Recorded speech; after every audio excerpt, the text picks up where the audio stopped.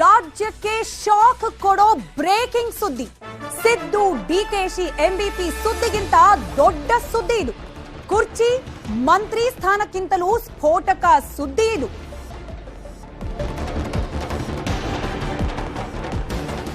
ಕಾಂಗ್ರೆಸ್ ಸರ್ಕಾರವೇ ತಂದಿದ್ದ ಟಿಪ್ಪು ಜಯಂತಿಯನ್ನ ಡ್ರಾಪ್ ಮಾಡಲಾಗಿದೆ. ಟಿಪ್ಪು ಜಯಂತಿ ಆಚರಣೆಯನ್ನ ಪಟ್ಟಿಯಿಂದ ಕೈ ಬಿಟ್ಟಿದೆ ಕಾಂಗ್ರೆಸ್ ಸರ್ಕಾರ.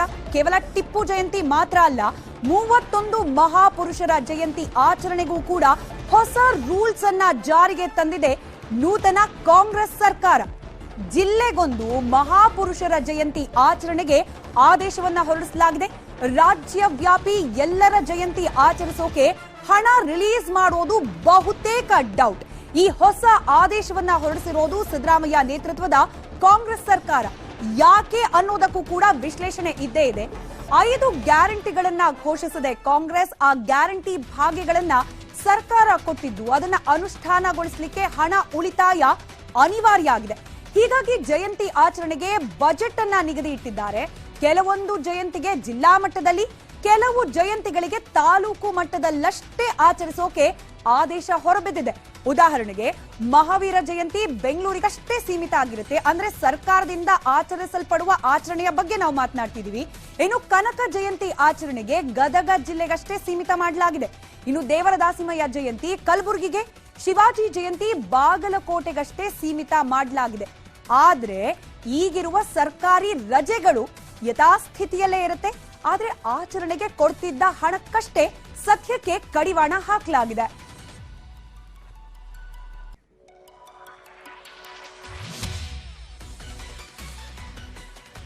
ಬರೀ ಇಷ್ಟಕ್ಕೆ ನಿಲ್ಲಿಲ್ಲ ಸರ್ಕಾರದ ಕೆಲಸ. ಇವತ್ತು ಪೊಲೀಸ್ ಇಲಾಖೆ ಜೊತೆ ಸಿಎಂ ಡಿಸಿಎಂ ಸಭೆ ಮಾಡಿದ್ರು. ಸಭೆಯಲ್ಲಿ ಖಾಕಿಗೆ ಸಿದ್ದು ಡಿಕೆ ಶಿವಕುಮಾರ್ ಖಡಕ್ ಸಂದೇಶ, ಆದೇಶ, ಎಚ್ಚರಿಕೆಯನ್ನ ಕೂಡ ಕೊಟ್ಟಿದ್ದಾರೆ.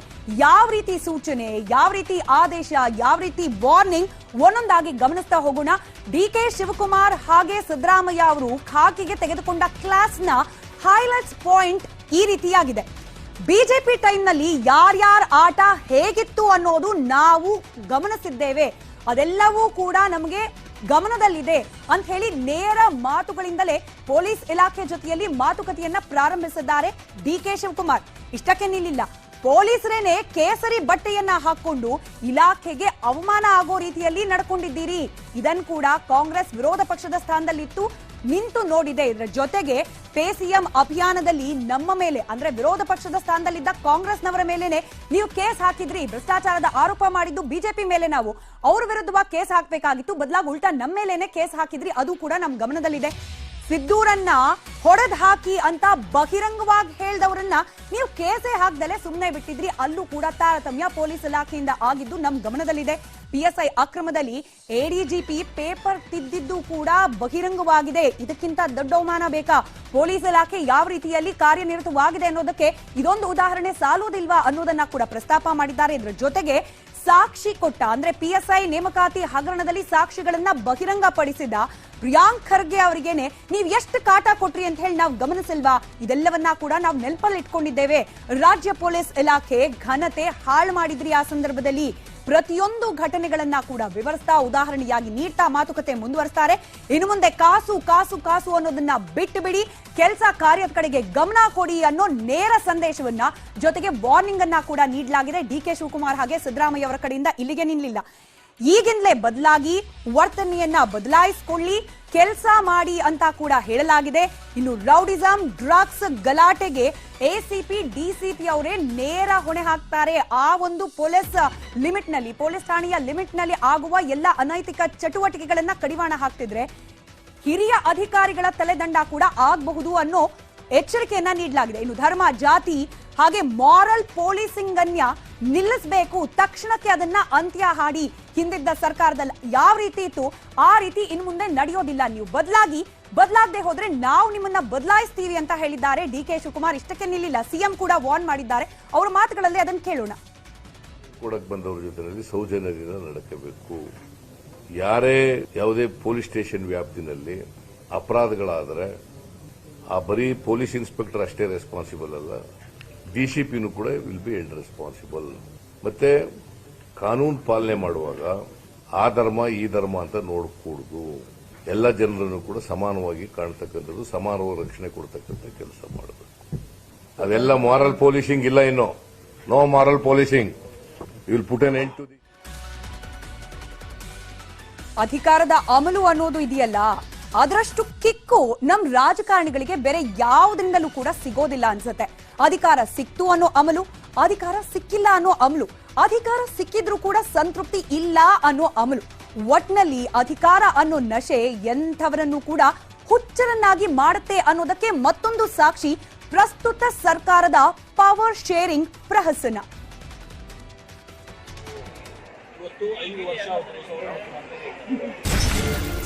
ಎಂ ಬಿ ಪಾಟೀಲ್ ಹೇಳಿಕೆಗೆ ಉತ್ತರ ಕೊಡಬಲ್ಲೆ, ಅದು ಬೇಡ ಅಂತ ಹೇಳಿ ಎಂ ಬಿ ಪಾಟೀಲ್ ಏನ್ ಬೇಕಾದ್ರೂ ಮಾತಾಡ್ಕೊಳ್ಳಿ. ಇದನ್ನೇ ಹೇಳೋದು ಅಧಿಕಾರದ ಅಮಲು ಅಂತ. ಪ್ರಮಾಣ ವಚನ ಸ್ವೀಕರಿಸಿ ಇನ್ನೂ 4 ದಿನ ಆಗಿಲ್ಲ, ಆಗಲೇ ಕುರ್ಚಿಯನ್ನು ನಶೆ ನೆತ್ತಿಗೇರಿ ಬಿಟ್ಟಿದೆ. ಇದಕ್ಕೆ ನೈಜ ನಿದರ್ಶನಗಳು ಒಂದೊಂದೇ ಹೊರಗೆ ಬರ್ತಿದೆ. ಮೊನ್ನೆ ಎಂ ಬಿ ಪಾಟೀಲ್ರನ್ನ ವೇದಿಕೆ ಮೇಲೆ ಡಿಕೆ ಶಿವಕುಮಾರ್ ಡೋಂಟ್ ಡಿಸ್ಟರ್ಬ್ ಅಂತ ಗದರಿದ್ರು. ಇದಾದ ಮರುದಿನವೇ ಎಂ ಬಿ ಪಾಟೀಲ್ ಹೊಸ ವರಸೆ ಶುರು ಮಾಡಿದ್ದಾರೆ. ಸಿದ್ದರಾಮಯ್ಯ ಡಿಕೆಶಿ ಮಧ್ಯೆ ಅಧಿಕಾರದ ಒಪ್ಪಂದದ ಗುಟ್ಟು ಯಾರಿಗೂ ಗೊತ್ತಿಲ್ಲ. ಆದ್ರೂ 5 ವರ್ಷ ಸಿದ್ದರಾಮಯ್ಯರೇ ಸಿಎಂ ಅನ್ನೋದು ಎಂ ಬಿ ಪಾಟೀಲ್ ಮಾತು. ಈ ಮಾತು ಕೇಳಿ ಸುಮ್ಮನಿರ್ತಾರೆ. ಪಕ್ಷ ಕಟ್ಟಿದ್ದೀವಿ, ಬೆವರು ಸುರಿಸಿದ್ದೀವಿ, ತ್ಯಾಗ ಮಾಡಿದ್ದೀನಿ ಅಂತಾನೆ ಗುಡುಕ್ತಿರೋ ಡಿಕೆ ಬ್ರದರ್ಸ್ಗಳ ಪಿತ್ತ ನೆತ್ತಿಗೇರುವಂತೆ ಮಾಡಿತು. ಸಿದ್ದರಾಮಯ್ಯನವರು ಇವತ್ತು 5 ವರ್ಷ ಪವರ್ ಶೇರಿಂಗ್ ಯಾವುದನ್ನು ಕೂಡ ಆಗಿದ್ರೆ ಪಕ್ಷದ ವರಿಷ್ಠರು ಹೇಳ್ತಾ ಇದ್ದಾರೆ. ಏನ್ ಬೇಕಾದ್ರೂ ಮಾತಾಡ್ಕೊಳ್ಳಿ. ಎಐಸಿಸಿ ಜನರಲ್ ಸೆಕ್ರೆಟರಿ ಇದ್ದಾರೆ, ಚೀಫ್ ಮಿನಿಸ್ಟರ್ ಇದ್ದಾರೆ, ಎಐಸಿಸಿ ಅಧ್ಯಕ್ಷ ಇದ್ದಾರೆ. ನಾನು ವೈಯಕ್ತಿಕ ಅಭಿಪ್ರಾಯ ಯಾವುದೂ ಇಲ್ಲ. ನಮ್ಮ ಪಕ್ಷ ಹೈಕಮಾಂಡ್ ಏನ್ ನಿರ್ವಹಿಸುತ್ತದೆ, ಏನು ವೇಣುಗೋಪಾಲ್ ಅವರು ಹೇಳಿದಾರೆ ಅದೇ ನಮಗೆ ಅಂತಿಮ. ಜನರ ಜೊತೆ ಪವರ್ ಶೇರಿಂಗ್ ಅಂತ ಹೇಳಿದ್ದಾರೆ, ದಟ್ ಈಸ್ ಅಥೆಂಟಿಕ್. ಹೆಚ್ಚಿನ ಮಾಹಿತಿ ಬೇಕು, ಎಂ ಬಿ ಪಾಟೀಲ್ ಹೇಳಿಕೆಗೆ ಉತ್ತರ ಬೇಕು ಅಂತ ಅಂದ್ರೆ ನೀವು ಸುರ್ಜೇವಾಲಾ ಅವ್ರ ಹತ್ರ ಮಾಹಿತಿ ಕಲೆಕ್ಟ್ ಮಾಡಿ. ನಾನು ಅದ್ರ ಬಗ್ಗೆ ಎಂ ಬಿ ಪಾಟೀಲ್ ಹೇಳಿಕೆಗೆ ಉತ್ತರ ಕೊಡಬಲ್ಲೆ, ಅದು ಬೇಡ ಅಂತ ಹೇಳಿ ಎಂ ಬಿ ಪಾಟೀಲ್ಗೆ. ಎಂ ಬಿ ಪಾಟೀಲ್ರು ಸಿಡಿಸದ ನೋ ಪವರ್ ಶೇರಿಂಗ್ ಬಾಂಬ್ಗೆ ಕೆಲವರು ನೀರರಿಸಿ ತಣ್ಣಗ್ ಮಾಡೋ ಪ್ರಯತ್ನ ಮಾಡಿದ್ರೆ, ಇನ್ ಕೆಲವರು ನಮಗೂ ಇದಕ್ಕೂ ಸಂಬಂಧ ಇಲ್ಲ, ಏನಿದ್ರು ಹೈಕಮಾಂಡ್ ತೀರ್ಮಾನವೇ ಅಂತಿಮ ಅಂದಿದ್ದಾರೆ. ಯಾರ್ ಏನ್ ಹೇಳಿದ್ರು ನೋಡೋಣ. ನೋಡಿ, ಮೇಲ್ಗಡೆ ಏನ್ ಚರ್ಚೆ ಆಗಿದೆ ಅದು ವರಿಷ್ಠರಿಗೆ ಗೊತ್ತಿದೆ, ಮಾನ್ಯ ಖರ್ಗೆ ಅವರಿಗೆ ಗೊತ್ತಿದೆ, ರಾಹುಲ್ ಗಾಂಧಿ ಅವರಿಗೆ ಗೊತ್ತಿದೆ, ಸಿದ್ದರಾಮಯ್ಯ ಸಾಹೇಬ್ರಿಗೆ ಗೊತ್ತಿದೆ, ಡಿ ಕೆ ಶಿವಕುಮಾರ್ ಸಾಹೇಬ್ರಿಗೆ ಗೊತ್ತಿದೆ. ಇವು 4 ಜನಕ್ಕೆ ಬಿಟ್ಟರೆ ಬೇರೆ ಯಾರಿಗೂ ಅಲ್ಲಿ ಒಳಗಡೆ ಏನು ನಡೆದಿದೆ ಅಂತ ಗೊತ್ತಿಲ್ಲ. ಆದರೆ ಇವಾಗ ಪವರ್ ಶೇರಿಂಗ್ ವಿಚಾರ ಇರ್ಬೋದು, ಬೇರೆ ವಿಚಾರ ಇರ್ಬೋದು, ಅವೆಲ್ಲನೂ ಅಪ್ರಸ್ತುತ. ನೋಡಿ, ಚರ್ಚೆ ಆಗಿದ್ದು ಕಾಂಗ್ರೆಸ್ ಅಧ್ಯಕ್ಷ ಜೊತೆ, ಜನರಲ್ ಸೆಕ್ರೆಟರಿ ಜೊತೆ, ಈ 2 ಮುಖಂಡರುಗಳು. ಅದು ಅಷ್ಟೇ ಜನ ಚರ್ಚೆ ಮಾಡಿದ್ ಬಿಟ್ರೆ, ಅದು ಬಿಟ್ಟು ಬೇರೆ ಚರ್ಚೆ ಬಗ್ಗೆ ಬೇರೆ ಯಾರು ಕೂಡ ಮಾತಾಡೋಂಥದ್ದು ಇಲ್ವೇ ಇಲ್ಲ. ನೋಡಿ, ಪಕ್ಷದ ವರಿಷ್ಠರಿಗೆ ಸಾಕಷ್ಟು ಮುಖಂಡರುಗಳು, ಹಿರಿಯ ಮುಖಂಡರು ಮಾತಾಡಿರ್ತಾರೆ. ಅದೆಲ್ಲ ವಿಚಾರ ಗೌಪ್ಯವಾದದ್ದು, ಅದರಿಂದ ಅದು ಚರ್ಚೆ ಮಾಡ್ತಾ ವಸ್ತಲ್ಲ. ಅದು ನಮ್ಮ ಸರ್ಕಾರ ಈಗ ಕಾರ್ಯಭಾರ ಪ್ರಾರಂಭ ಮಾಡತಕ್ಕಂಥ ಮೊದಲನೇ ದಿವಸ, ಇವತ್ತಿಂದಾನೇ ಈ ಚರ್ಚೆಗಳು ಮಾಧ್ಯಮ ಮುಖಾಂತರ ಬಂದ್ರೆ ಅದು ಸರಿ ಇಲ್ಲ ಅಂತ ನನ್ಗನ್ಸುತ್ತೆ. ಇಲ್ಲ, ಮುಖ್ಯಮಂತ್ರಿ ಬದಲಾವಣೆ ಮಾಡಬೇಕು, ಈಗ ಮಾತಾಡಬೇಕು, ಈಗಲೇ ಇದಾರಲ್ಲ, ಈಗ ತಾನೇ ಮುಖ್ಯಮಂತ್ರಿ ಆಗಿದ್ದಾರಲ್ಲ, ಯಾಕೆ ಅದ್ರ ಬಗ್ಗೆ ಚರ್ಚೆ ಯಾಕೆ ಮಾಡಬೇಕು? ಆ ಚರ್ಚೆ ಅವಶ್ಯಕತೆನೇ ಇಲ್ಲ. ಅದು ಯಾಕಂತ ಹೇಳಿದ್ರೆ ಅದು ಡೆಲ್ಲಿ ಮಟ್ಟದಲ್ಲೂ ಕೂಡ ಚರ್ಚೆ ಏನಾಗಿಲ್ಲ. ಡೆಲ್ಲಿಯವರು ಏನು ಸ್ಪಷ್ಟವಾಗಿ ಹೇಳಿದ್ದಾರೆ ನಿಮ್ಗೆಲ್ಲರೂ ಕೂಡ ಗೊತ್ತಿದೆ. ಎಲ್ಲೂ ಕೂಡ ಪವರ್ ಶೇರಿಂಗ್ ಬಗ್ಗೆ ಏನು ಮಾತಾಡಿಲ್ಲ ಯಾರು. ಯಾಕೆ ಕಾಂಗ್ರೆಸ್ನಲ್ಲಿ ಹಿಂಗೆ ಹಾದಿರಂಪ ಬೀದಿರಂಪ ಆಗ್ತಿದ್ರೆ ಸೋತು ಪೆಚ್ಚಾಗಿದ್ದ ಬಿಜೆಪಿಗೆ ಹಾಲಿಗೆ ಹನಿ ಹಾಕಿ ಕೊಟ್ಟಂಗಾಗಿದೆ. ಬಿಡುತ್ತಾ ಈ ಚಾನ್ಸ್ ಅನ್ನ? ಟ್ವಿಟ್ಟರ್, ಫೇಸ್ಬುಕ್ ಅಂತ ಸಿಕ್ಕ ಕಡೆ ಕಾಂಗ್ರೆಸ್ನ ಕಿಂಡಲ್ ಮಾಡ್ತಿದೆ ರಾಜ್ಯ ಕಮಲ ಪಡೆ. ಸಿಎಂ ಆಯ್ಕೆಯ ಕಸರತ್ತು ಮುಗಿದ ಬೆನ್ನಲ್ಲೇ ಸಿಎಂ ವ್ಯಾಲಿಡಿಟಿಯ ಬಗ್ಗೆ ಚರ್ಚೆ ಹುಟ್ಟಿತು. ಈಗ ಸಚಿವ ಸಂಪುಟ ವಿಸ್ತರಣೆಯ ಜಟಾಪಟಿ 2 ಬಣಗಳ ನಡುವೆ ತೀವ್ರವಾಗಿದೆ ಅಂತ ಬಿಜೆಪಿ ಕಿಂಡಲ್ ಮಾಡಿದೆ. ಡಿಕೆ ಶಿವಕುಮಾರ್ ಸಿಎಂ ಆಗಲು ಸಿದ್ದರಾಮಯ್ಯ ಬಿಡಲ್ಲ ಅನ್ನೋದು ಎಂ ಬಿ ಪಾಟೀಲ್ರ ಹೇಳಿಕೆ. ಈ ಮೂಲಕ ಡಿಕೆ ಶಿವಕುಮಾರ್ ಅವರಿಗೆ ನೇರವಾದ ಎಚ್ಚರಿಕೆಯನ್ನ ರವಾನಿಸಿದ್ದಾರಷ್ಟೇ. ಈ ಸರ್ಕಾರ ಸುಸ್ಥಿರವಾಗಿರಲಿದೆ ಎಂಬ ಯಾವ ಲಕ್ಷಣವೂ ಕಾಣುತ್ತಿಲ್ಲ, ಗ್ಯಾರಂಟಿಯೂ ಇಲ್ಲ. ದೆಹಲಿಯ ತಮ್ಮ ಹೈಕಮಾಂಡ್ಗೆ ಕಪ್ಪ ಪೂರೈಸಬೇಕಾದ ಏಕೈಕ ಮಾನದಂಡದಲ್ಲಿ ಈ ಹ್ಯಾಶ್ಟ್ಯಾಗ್ ಎಟಿಎಂ ಸರ್ಕಾರ ರಚನೆಯಾಗಿರುವುದು ಮತ್ತು ಅದಷ್ಟೇ ಇದರ ಆದ್ಯತೆಯಾಗಿರುವುದು ರಾಜ್ಯದ ದುರಂತ ಅಂತಾನೂ ಕಮಲಪಡೆ ಟ್ವೀಟ್ ಹಾಕಿದೆ.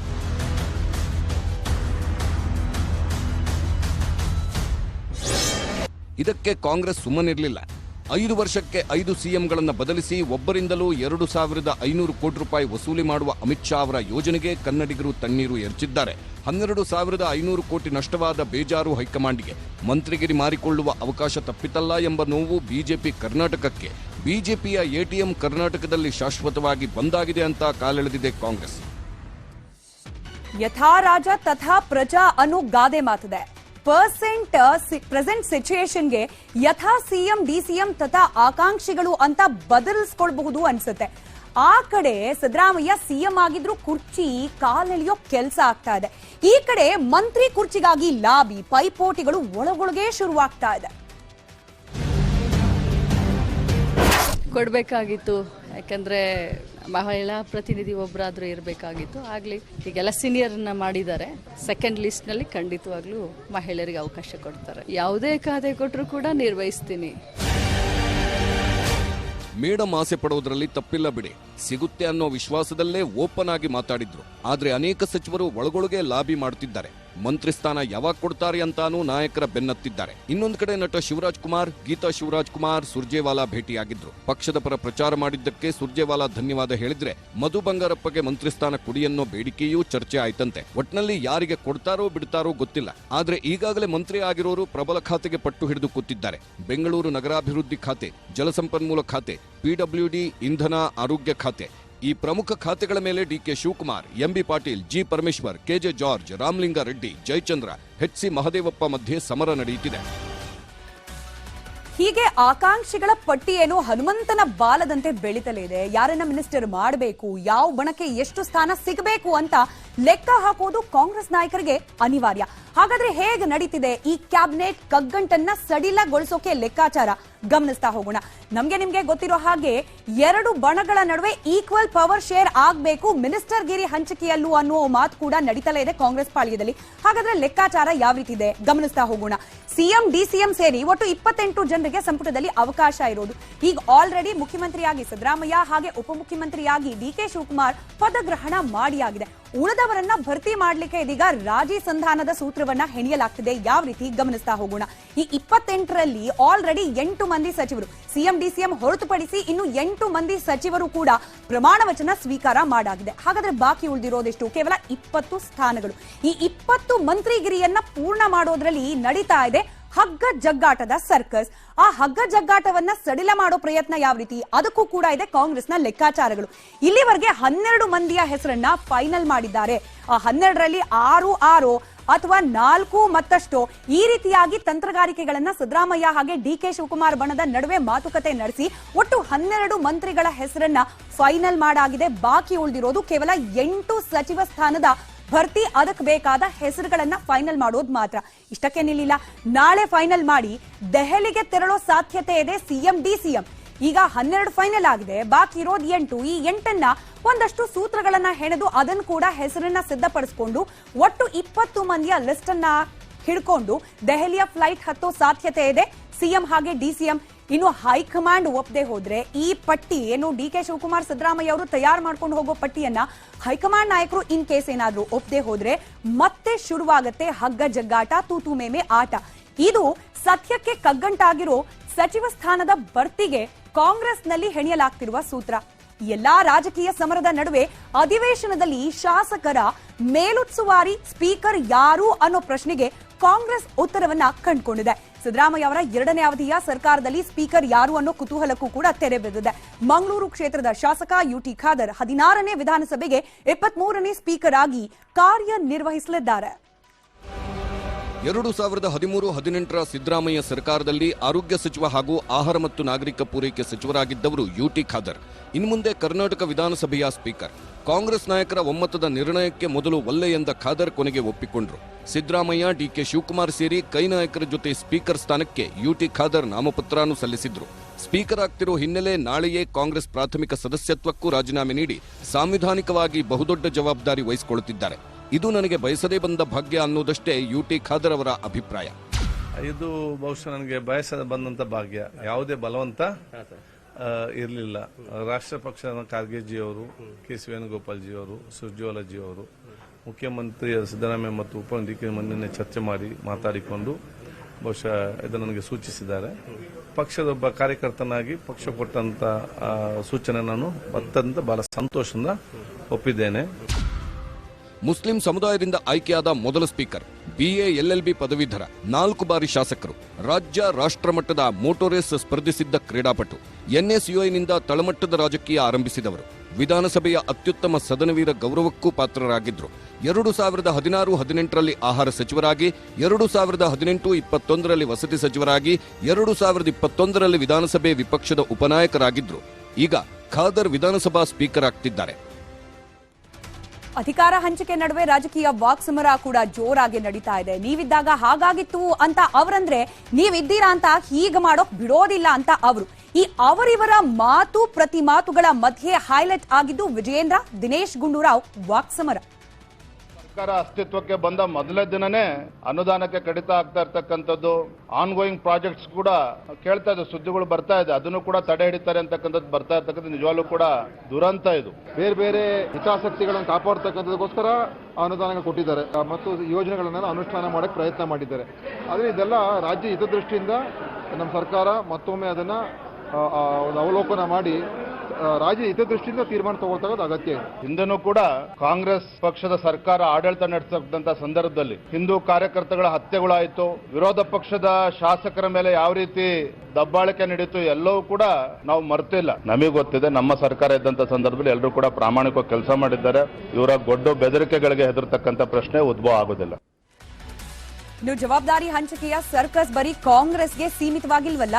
ಸೋತಿದ್ರು ಕೂಡ ಸದನದಲ್ಲಿ ಆಡಳಿತ ಪಕ್ಷವನ್ನ ಕಟ್ ಹಾಕೋ ಗಟ್ಟಿ ಧ್ವನಿಯ ಅನ್ವೇಷಣೆ ಬಿಜೆಪಿಯಲ್ಲಿ ನಡೀತಾ ಇದೆ. ವಿಪಕ್ಷ ನಾಯಕ ಆಯ್ಕೆಗೂ ಕೂಡ ಬಿಜೆಪಿಯಲ್ಲಿ ಅನೇಕ ಸವಾಲುಗಳಿದೆ. ಹಾಗಾದ್ರೆ ಯಾರು ಆಗಬಹುದು ವಿಪಕ್ಷ ನಾಯಕ ಅನ್ನೋದರ ಉತ್ತರ ಈ ರೀತಿ ಇದೆ.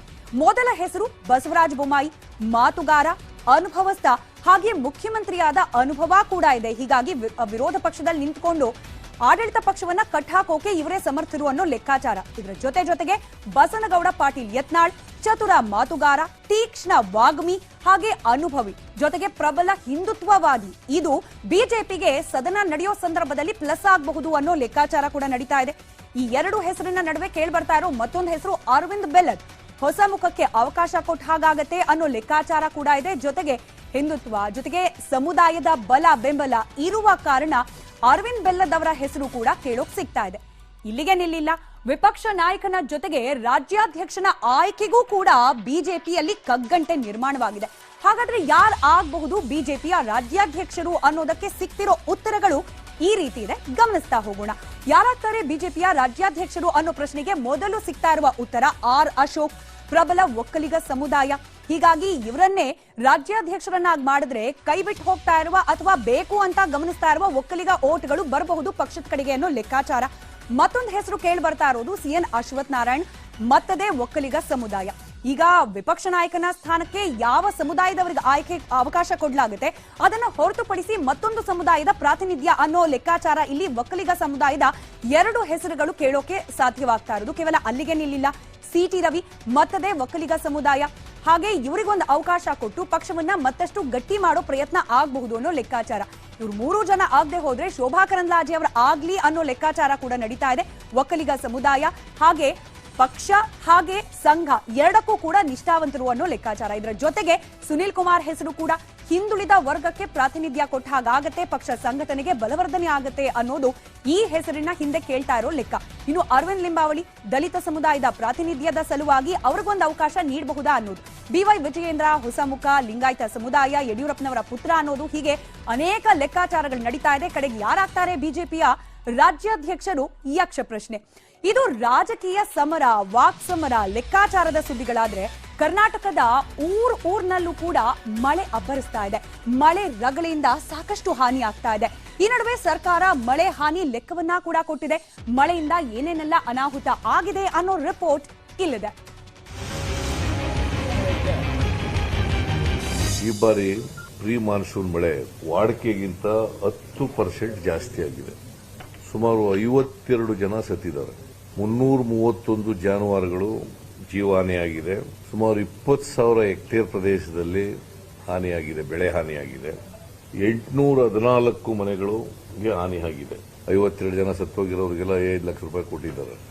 ಕೇಳಿದ್ರಲ್ಲ, ಇದು ಸಿಎಂ ಸಿದ್ದರಾಮಯ್ಯನವರು ಮಳೆ ಹಾನಿ ಬಗ್ಗೆ ಕೊಟ್ಟ ಮಾಹಿತಿ. ಈ ಮಾಹಿತಿ 3-4 ದಿನದಿಂದ ಸುರಿಯುತ್ತಿರೋ ಪ್ರೀ ಮಾನ್ಸೂನ್ ಮಳೆಯದ್ದು. ಸಿಎಂ ಕೊಟ್ಟ ಮಾಹಿತಿಯಂತೆಯೇ ರಾಜ್ಯದಲ್ಲಿ ಹೆಚ್ಚಿನ ಮಳೆ ಹಾನಿ ಆಗಿದೆ. ಬೆಂಗಳೂರಿನಲ್ಲಿ ಮಳೆ ಅಬ್ಬರ ಮುಂದುವರೆದಿದೆ. ರಸ್ತೆಗಳು ನದಿಗಳಾಗಿ ಮಾರ್ಪಡುತ್ತಿದ್ರೆ ಮರಗಳು ಧರಾಶಾಹಿ ಆಗ್ತಿವೆ.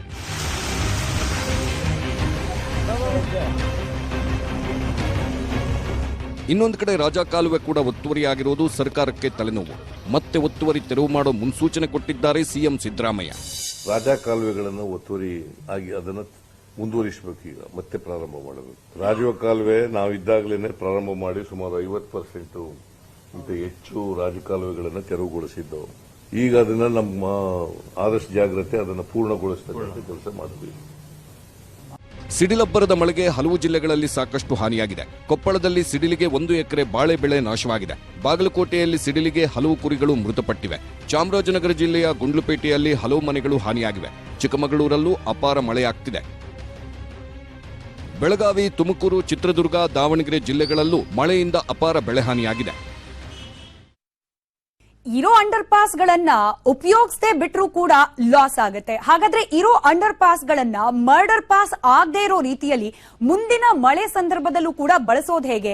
ಈ ಬಗ್ಗೆ ಒಂದಷ್ಟು ಪ್ಲಾನಿಂಗ್ ಅನ್ನ ಮಾಡಿಕೊಳ್ಳಲಾಗ್ತಾ ಇದೆ. ಹಾಗೆ ನ್ಯೂಸ್ 18 ಕೂಡ ಈ ಬಗ್ಗೆ, ಅಂದ್ರೆ ಈ ಅಂಡರ್ ಪಾಸ್ ಗಳಿಂದ ಆಗ್ತಾ ಇರುವ ಡೇಂಜರ್ ಜೊತೆಗೆ ಅದನ್ನ ಕಂಟ್ರೋಲ್ ಮಾಡಲಿಕ್ಕೆ ಬೇಕಾದ ಮೆಜರ್ಸ್, ಈ ಬಗ್ಗೆ ಕೂಡ ಒಂದಷ್ಟು ಅಧ್ಯಯನ ಮಾಡಿ ಒಂದಷ್ಟು ಅಂಶಗಳನ್ನ ನಿಮ್ಮ ಮುಂದಿಡೋ ಪ್ರಯತ್ನ ಮಾಡ್ತಾ ಇದೆ. ಹಾಗಾದ್ರೆ ಈ ಆಪರೇಷನ್ ಅಂಡರ್ ಪಾಸ್ಗೆ ಯಾವೆಲ್ಲ ರೀತಿ ವೈಜ್ಞಾನಿಕವಾದ ಪರಿಹಾರವನ್ನ ಕಂಡುಕೊಳ್ಳಬಹುದು ಒಂದೊಂದಾಗಿ ಗಮನಿಸ್ತಾ ಹೋಗೋಣ. ಮೊದಲೇದಾಗಿ ಎಲ್ಲೆಲ್ಲಿ ಅಂಡರ್ ಪಾಸ್ ಗಳಿರುತ್ತೆ ಅದರ ಎಂಟ್ರಿ ಹಾಗೆ ಎಕ್ಸಿಟ್ ಪಾಯಿಂಟ್, ಅಂದ್ರೆ ಪ್ರವೇಶ ಹಾಗೆ ನಿರ್ಗಮನದ ಸ್ಥಳದಲ್ಲಿ ಆ ರಸ್ತೆಗೆನೆ ಒಂದು ವೈಜ್ಞಾನಿಕವಾಗಿ ಚರಂಡಿಯನ್ನ ನಿರ್ಮಾಣ ಮಾಡೋದು. ನಾವು ಸರ್ವೇ ಸಾಮಾನ್ಯವಾಗಿ ಗಮನಿಸ್ತಾ ಇದ್ವಿ, ಸೈಡ್ ಲೈನ್ ಗಳಲ್ಲಿ ಮಾತ್ರ ಚರಂಡಿ ಇರುತ್ತೆ, ಅದರಲ್ಲಿ ಹೂಳಿರುತ್ತೆ, ಕಸ ಕಡ್ಡಿ ಇರುತ್ತೆ, ಕ್ಲೀನ್ ಮಾಡ್ತಾ ಇರೋಲ್ಲ. ಬದಲಾಗಿ ಎಲ್ಲಿಂದ ನೀರ್ ನುಗ್ಗುತ್ತೆ, ಎಲ್ಲಿಂದ ನೀರ್ ಆಚೆ ಹೋಗ್ಬೇಕು ಆ ಜಾಗಗಳಲ್ಲೇ, ಅಂದ್ರೆ ಎಕ್ಸಾಕ್ಟ್ಲಿ ಎಂಟ್ರಿ ಹಾಗೆ ಎಕ್ಸಿಟ್ ಪಾಯಿಂಟ್ ನಲ್ಲಿ ವೈಜ್ಞಾನಿಕವಾಗಿ ಚರಂಡಿಯನ್ನ ನಿರ್ಮಾಣ ಮಾಡೋದ್ರಿಂದ ನೀರು ಅಲ್ಲಿ ಜಮಾವಣೆ ಆಗೋದನ್ನ ತಡಿಬಹುದು. ಇನ್ನು ಮುಂದಿನ ಅಂಶದ ಕಡೆ ಗಮನ ಕೊಡೋಣ.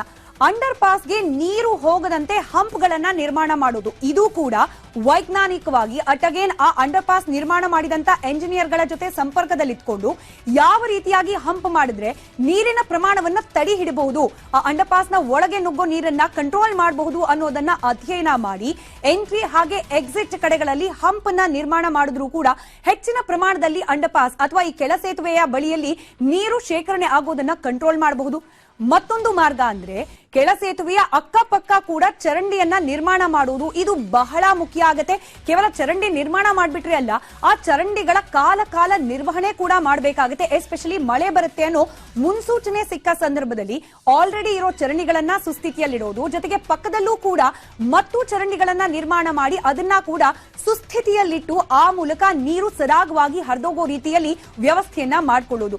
ಜೊತೆಗೆ ಈ ಚರಂಡಿಗಳ ನಿರ್ಮಾಣ ಏನಾಗಿರುತ್ತೆ ಅದರಿಂದ ಡೈರೆಕ್ಟ್ ರಾಜಕಾಲುವೆಗೆ ಸಂಪರ್ಕವನ್ನ ಕೊಟ್ಟು ಎಷ್ಟೇ ಪ್ರಮಾಣದಲ್ಲಿ ನೀರಾದ್ರೂ ಕೂಡ ಆ ಚರಂಡಿಗಳ ಮೂಲಕ ರಾಜಕಾಲುವೆಯನ್ನ ಆ ನೀರು ತಲುಪೋ ರೀತಿಯಲ್ಲಿ ವ್ಯವಸ್ಥೆಯನ್ನ ಮಾಡಬೇಕಾಗುತ್ತೆ.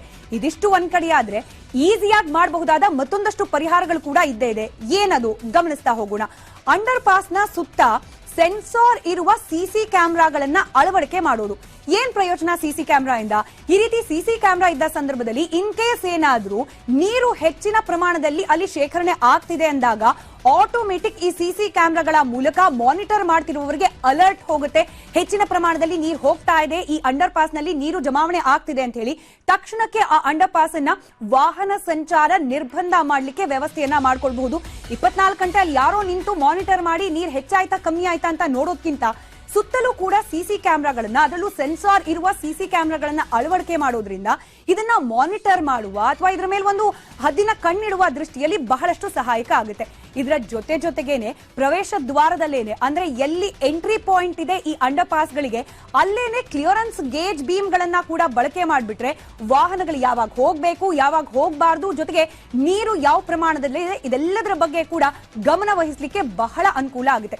ಇದರ ಜೊತೆಗೆ ನೀರ್ ನಿಂತ್ರೆ ವಾಹನಗಳನ್ನ ತಡಿಲಿಕ್ಕೆ ಈಗೇನ್ ಮಾಡ್ತಿದ್ದಾರೆ, ಮ್ಯಾನ್ಯುಯಲ್ ಆಗಿ ಬಂದು ಪೊಲೀಸರು ಅಥವಾ ಟ್ರಾಫಿಕ್ ಪೊಲೀಸರು ಬಂದು ಆ ಬ್ಯಾರಿಕೇಡ್ ಗಳನ್ನ ಇಟ್ಟು ವಾಹನಗಳು ಹೋಗದೇ ಇರೋ ರೀತಿಯಲ್ಲಿ ತಡಿತಿದ್ದಾರೆ. ಕೆಲವೊಂದು ಬಾರಿ ಅದು ಆಗದೆ ಹೋಗಬಹುದು. ಟ್ರಾಫಿಕ್ ಪೊಲೀಸ್ ಆ ಜಾಗದಲ್ಲಿ ಇಲ್ಲದೆ ಹೋಗಬಹುದು, ಅಥವಾ ಹೆಚ್ಚಾಗಿ ಮಳೆ ಬರ್ತಿರೋದ್ರಿಂದ ಅವ್ರಿಗೂ ಕೂಡ ಆ ಜಾಗವನ್ನ ರೀಚ್ ಆಗಿ ಆ ಬ್ಯಾರಿಕೇಡ್ಗಳನ್ನ ಇಡ್ಲಿಕ್ಕೆ ತೊಂದರೆ ಆಗಬಹುದು. ಇದರ ಬದಲಾಗಿ ಬೂಮ್ ಬ್ಯಾರಿಯರ್ ಗಳನ್ನ, ಅಂದ್ರೆ ನಾವು ಈ ಸಾಮಾನ್ಯವಾಗಿ ಮಾಲ್ಗಳಲ್ಲಿ ಅಥವಾ ದೊಡ್ಡ ದೊಡ್ಡ ಕಟ್ಟಡಗಳಲ್ಲಿ ಪಾರ್ಕಿಂಗ್ ಸ್ಥಳದಲ್ಲಿ ಇದನ್ನ ನಾವು ಗಮನಿಸಿರ್ತೀವಿ, automatic close and opening gate ಗಳನ್ನ, ಈ ರೀತಿಯ ಒಂದು ಬೂಮ್ ಬ್ಯಾರಿಯರ್ ಗಳನ್ನ ನಿರ್ಮಾಣ ಮಾಡಿದ್ರೆ ಯಾವಾಗ ಆ ಒಂದು ಅಂಡರ್ ಪಾಸ್ ವಾಹನ ಸಂಚಾರಕ್ಕೆ ಮುಕ್ತವಾಗಿಲ್ಲ ಅಥವಾ ಡೇಂಜರಸ್ ಆಗಿದೆ, ನೀರಿನ ಪ್ರಮಾಣ ಹೆಚ್ಚಾಗಿದೆ ಅಂತ ಗೊತ್ತಾಗುತ್ತೆ, ತಕ್ಷಣಕ್ಕೆ ಈ ಬೂಮ್ ಬ್ಯಾರಿಯರ್ ಗಳನ್ನ ಕ್ಲೋಸ್ ಮಾಡಿಬಿಟ್ರೆ ಆಯ್ತು, ಅಲ್ಲಿಗೆ ಆ ಒಂದು ಅಂಡರ್ ಪಾಸ್ ನ ಮೂಲಕ ವಾಹನ ಹೋಗೋದನ್ನ ತಡೆಗಟ್ಟಬಹುದು. ಇದು ಮಳೆಯಿಂದಾಗೋ ಹಾನಿ ಅದನ್ನ ತಪ್ಪಿಸೋಕಿರೋ ಪರಿಹಾರ ಆದ್ರೆ, ಮತ್ತೊಂದು ಸುದ್ದಿ ಸಾಕಷ್ಟು ಸದ್ದು ಮಾಡ್ತಾ ಇರೋದು 2,000 ರೂಪಾಯಿ ನೋಟ್ ಬ್ಯಾನ್. ಈ 2,000 ರೂಪಾಯಿ ನೋಟನ್ನ RBI ಹಿಂತೆಗೆದುಕೊಂಡಿದೆ ನಿಜ, ಆದ್ರೆ 2,000 ರೂಪಾಯಿ ನೋಟು ಸಂಪೂರ್ಣವಾಗಿ ಬ್ಯಾನ್ ಆಗೋದಿಲ್ವಂತೆ. ಆದ್ರೆ ಈಗಿರುವ ಹಳೆ ನೋಟ್ಗಳು ಅಕ್ಟೋಬರ್ 1ರಿಂದ ಚಲಾವಣೆಗೆ ಅವಕಾಶ ಇರೋದಿಲ್ಲ. ಅಕ್ಟೋಬರ್ 1ರ ಮೇಲೆ ಮತ್ತೆ 2,000 ರೂಪಾಯಿ ಹೊಸ ನೋಟ್ಗಳು ಬರುತ್ತೆ ಅನ್ನೋ ಮುನ್ಸೂಚನೆ ಕೊಟ್ಟಿದ್ದಾರೆ Shaktikanta Das. According to Section 27 of the RBI Act, the Reserve Bank is required to not issue notes which are excessively soiled, defaced or damaged. Therefore, from time to time, Reserve Bank withdraws currency notes of particular series and issues fresh notes. So this time, we are therefore withdrawing it from circulation, these 2,000 rupee notes, but they continue as legal tender. ಇದರ ಜೊತೆ ಹೊಸ 1,000 ರೂಪಾಯಿ ಮುಖಬೆಲೆ note ಬರುತ್ತೆ ಅಂತ ಸಾಮಾಜಿಕ ಜಾಲತಾಣದಲ್ಲಿ ಸುದ್ದಿ ಹರಿದಾಡ್ತಾ ಇದೆ. ಇದೇ ನೋಡಿ ಆ ನೋಟು ಅನ್ನೋ ಟೈಟಲ್ಗಳು ಕೂಡ ಬೇರೆ. ಇದಕ್ಕೆ RBI ಸ್ಪಷ್ಟನೆ ನೀಡಿದೆ. Is there possibility to reintroduce rupees 1,000 notes? देखिए वो स्पेकुलेटिव है, वो स्पेकुलेटिव क्वेश्चन है, अभी फिलहाल ऐसा कोई प्रपोजल नहीं है. ಕೇಂದ್ರ ಲೋಕಸೇವಾ ಆಯೋಗ ಸಿವಿಲ್ ಸರ್ವಿಸ್ 2022ರ ಫಲಿತಾಂಶವನ್ನ ಪ್ರಕಟಿಸಿದೆ. ಈ ವರ್ಷ ಕೂಡ ಮಹಿಳೆಯರೇ ಅಗ್ರಸ್ಥಾನವನ್ನ ಪಡೆದುಕೊಂಡು ಪ್ರಾಬಲ್ಯ ಸಾಧಿಸಿದ್ದಾರೆ. ಹಾಗಾದ್ರೆ ಯಾರು ಈ ಬಾರಿಯ UPSC ಟಾಪರ್ಸ್ ಗಮನಿಸ್ತಾ ಹೋಗೋಣ. ನಂಬರ್ 1ನೇ ಸ್ಥಾನದಲ್ಲಿ ನಿಲ್ತಾ ಇದ್ದಾರೆ ಇಶಿತಾ ಕಿಶೋರಿ. ಹಾಗೆ 2ನೇ ರ್ಯಾಂಕ್ ಅನ್ನ ಪಡೆದುಕೊಂಡಿರೋರು ಗರಿಮಾ ಲೋಹಿಯಾ.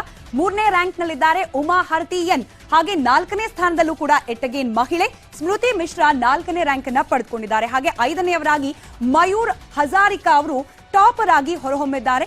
ಹೀಗೆ 4 ಮಂದಿ ಕೂಡ ಮಹಿಳೆಯರೇ ಅನ್ನೋದು ಗರಿಮೆ ಹಿರಿಮೆಯ ವಿಚಾರ. ಇದರ ಜೊತೆಗೆ ಬೆಂಗಳೂರಿನ ಯೂನಿವರ್ಸಲ್ ಅಕಾಡೆಮಿಯಲ್ಲಿ ತರಬೇತಿಯನ್ನ ಪಡೆದಿದ್ರು, ಅವರು ಕೂಡ ಟಾಪರ್ ಆಗಿ ಹೊರಹೊಮ್ಮಿದ್ದಾರೆ. ಮಯೂರ್ ಆ ನಂತರದಲ್ಲಿ ಗರಿಮಾ ಲೋಹಿಯಾ ಬೆಂಗಳೂರಿನ ಯೂನಿವರ್ಸಲ್ ಅಕಾಡೆಮಿಯಲ್ಲಿ ತರಬೇತಿಯನ್ನ ಪಡೆದಿದ್ರು ಅನ್ನೋದು ವಿಶೇಷ. ಇನ್ನುಳಿದಂತೆ ಕರ್ನಾಟಕದ ಹಲವರು ಕೂಡ ಕೇಂದ್ರ ಲೋಕಸೇವಾ ಆಯೋಗದ ಪರೀಕ್ಷೆಯಲ್ಲಿ ತೇರ್ಗಡೆ ಆಗಿದ್ದಾರೆ. ರಾಮನಗರದ ರೈತನ ಮಗ ಚಲುವರಾಜು, ಚನ್ನಪಟ್ಟಣದ ರೈತನ ಮಗಳು ದಾಮಿನಿ, ಧಾರವಾಡದ ಬಸ್ ಚಾಲಕನ ಮಗ ಸಿದ್ದಲಿಂಗಪ್ಪ, ಬೆಂಗಳೂರಿನ ಶ್ರುತಿ ಸೇರಿ ಹಲವರು ಸಾಧನೆ ಮಾಡಿದ್ದಾರೆ.